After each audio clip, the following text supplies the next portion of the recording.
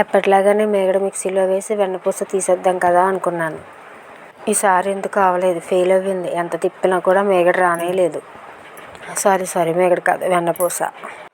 ఈలోపు మా వారు వచ్చి ఇది ఇలా ఉంటే అవ్వదు కానీ లోపల ఉన్న సలకాం తీసి బయట పెట్టు అన్నారు.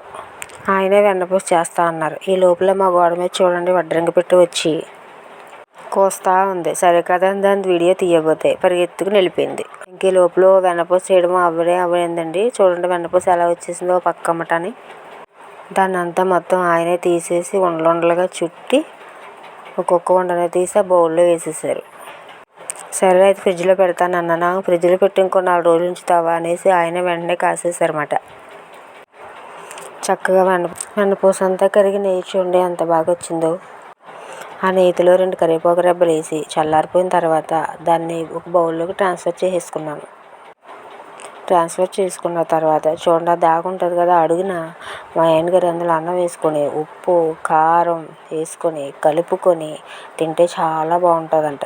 మీరు తినండి, ట్రై